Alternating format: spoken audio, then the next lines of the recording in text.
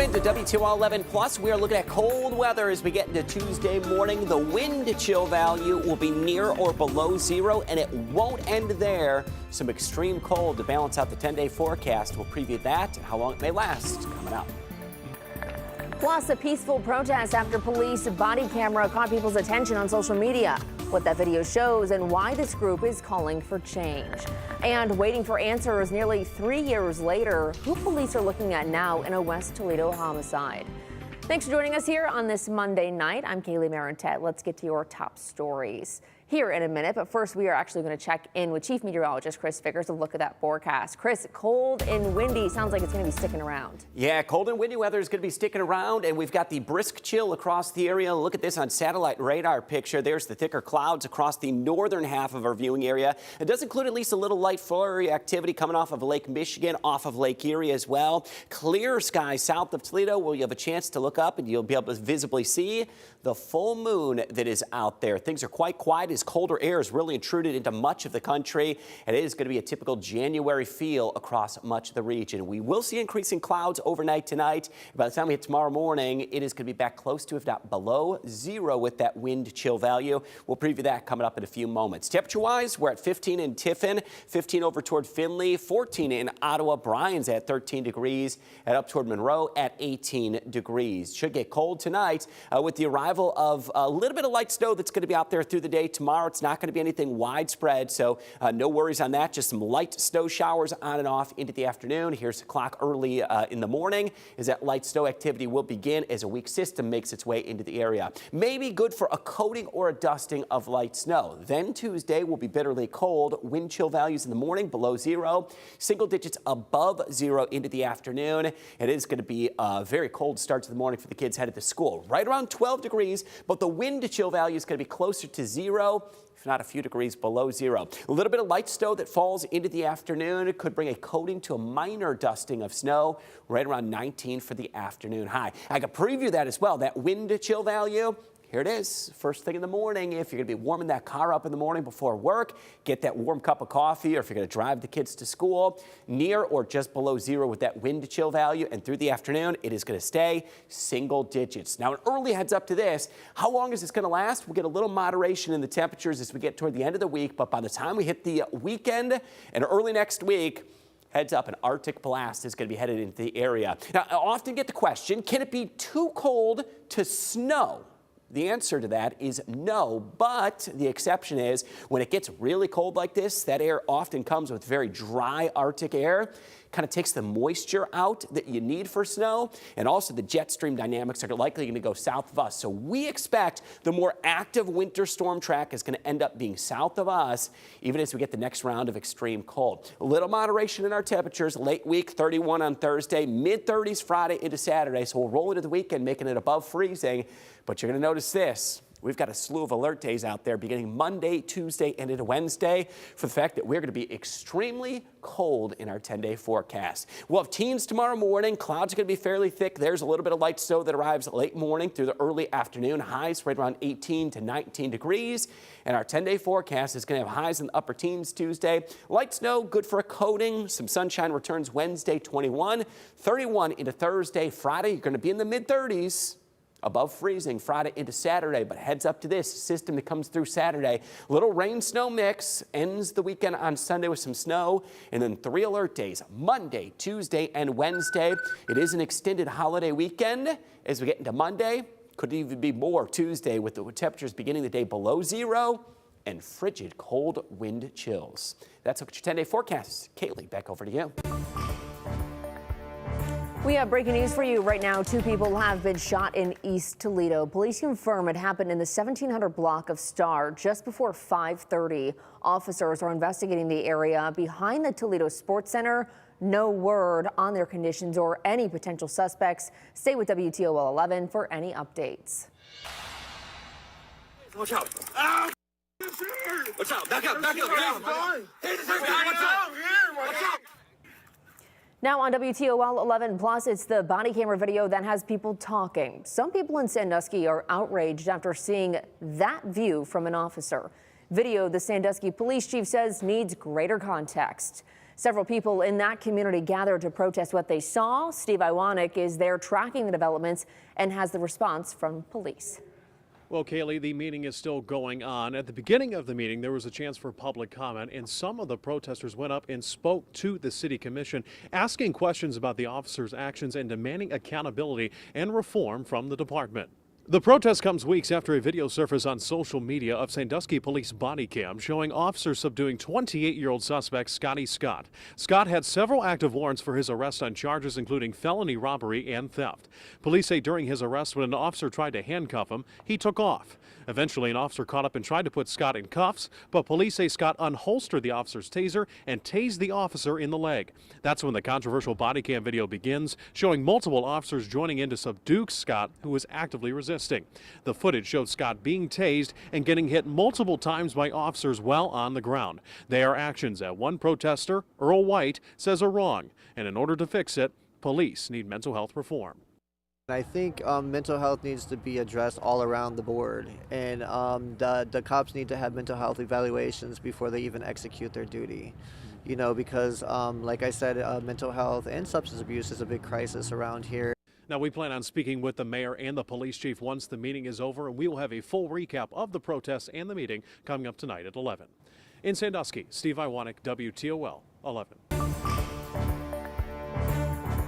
All right, thanks, Steve. A former Toledo police officer has pleaded guilty to 26 felony counts of misusing a police database while serving as a Marblehead officer.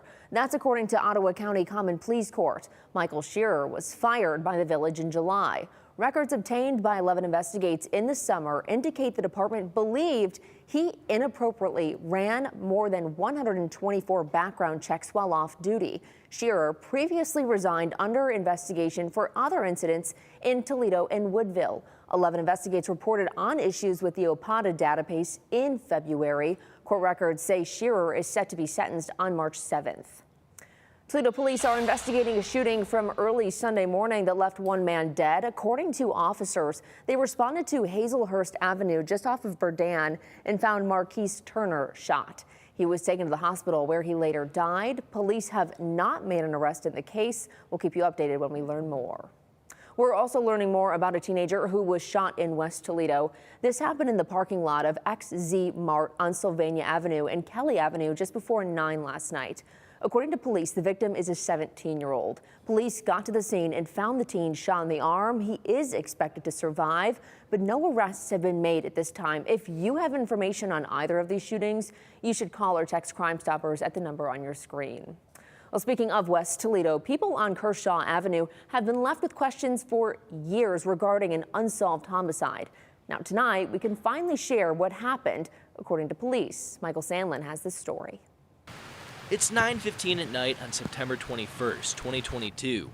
An 18-year-old Palasi Coker was found dead with multiple gunshot wounds to the head at this home on Kershaw Avenue. But here's the thing. He wasn't the homeowner didn't know him, and even his family told WTOL 11 at the scene they had no idea why he was there. It left people living nearby, like Jamie Simmons, who's lived just one street over from the Kershaw house for 38 years, always wondering what went down inside those walls. And I'm not concerned about it being resolved as far as feeling safe in the neighborhood. After 2 years have passed, nothing more has happened. I'm not afraid any more than I was then. But it's just a mystery to me. It's just very odd. I can't resolve any of it in my head. It just doesn't make sense. Simmons says the case has turned into a bit of a myth in the neighborhood, but not everyone heard the story right away. In fact, the home's current residents, who just moved in last year, didn't even find out about the murder until after they moved in. One of our neighbors came down when I was outside smoking a cigarette and told us. I mean, I gasped and, thought it was kind of crazy. I don't understand why something like that would happen. But TPD reps say they do understand why. Lieutenant Paul Davis tells WTOL 11 that night Coker was involved in a break-in with a man named Prince Jones. They say the break-in went sour and Jones shot and killed Coker, leading to the mysterious scene. But that wasn't the end for Jones. He made headlines again only months later when he was involved in another break-in gone sour on Albion Road near Toledo, this time killing the two homeowners. This led to police getting involved in a shootout with Jones, eventually killing him, closing the case once and for all, and finally giving the neighbors who live near Kershaw and Coker's family just a little more peace. It would be hard to live with that. Well, 1 week from today, President-elect Donald Trump will take the oath of office, and his team is racing to try and get his cabinet in place.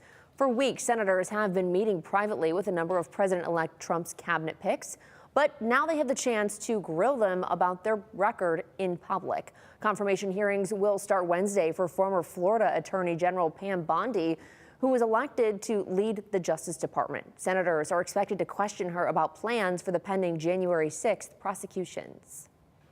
With the new president elected in November, but not taking office until January, you might wonder, does the president-elect have any official powers before Inauguration Day? Our Verified team has the answer. Donald Trump was elected president in November, but he doesn't take office until January 20th. So in the meantime, does he have any official powers as president-elect? The Constitution says no. The outgoing president remains in charge until noon Eastern on the 20th. The president-elect can wield a lot of informal influence, though, often meeting with foreign leaders and directing the agenda of his party in Congress. But all federal agencies still report exclusively to the outgoing president, and the president-elect has no ability to issue executive orders or sign laws. Federal law does give the president-elect some special privileges, such as Secret Service protection, office space for his transition team, and limited security briefings. Well, work is underway on the state's nearly $30 million revamp of the Monroe Street overpass in Sylvania. And some of that work wiped out a big chunk of mature trees. Take a look at this video that we got last week. The area we're talking about is where northbound traffic exits US 23 to Monroe Street. When the project wraps up next year, drivers heading east on Monroe Street will access the new northbound entrance ramp. But in the meantime, Sylvania's new mayor, Mark Fry, says he's already hearing it about the loss of the trees and how it looks. After I basically was sworn in, I thought to myself, we need to replace these trees. So I've talked to the Director of Public Service to basically start to look at, okay, how many trees have been cut down? Yeah. Where can we replant trees? We're a tree city. Yeah. We're going to replant some of those trees, and obviously it's not the same as cutting mature trees down. Right. But you know, when you replant trees over time, that will help our community. ODOT says the goal is to improve traffic and enhance safety for both motorized and non-motorized traffic. Drivers will start really seeing the project pick up steam in the spring. The whole thing is supposed to be done in 2026. Jeff Smith is here with us now. So where did the complaints for all these trees start? Well, first and foremost, this is have you ever traveled through here? I think so. A lot of traffic, right? Yeah. It gets very busy, especially in the afternoons. So Mark Fry comes into office. There has not been a new mayor in Sylvania in 30 years, right? So all of a sudden he starts driving through that area with his wife sitting next to him in the car, sitting passenger side, and he starts hearing it from her. She's noticing all these trees gone. And now that he's new in office, it's kind of like he said, honey, what are you going to do to fix this issue? But it's not only her. He's been hearing it from residents as well, because honest to goodness, we, during winter storms, and I told the mayor about this when he was on Leading Edge, we have used some of those mature trees as backdrops for winter weather. When we've had heavy snows, we've gone out there, we've set up lights. It was picturesque, it was beautiful, but now it's all gone. However, as you heard in that, there are plans to fix it. So he did talk about plans to replant it. Did he give you any timeline of when that could be done, or just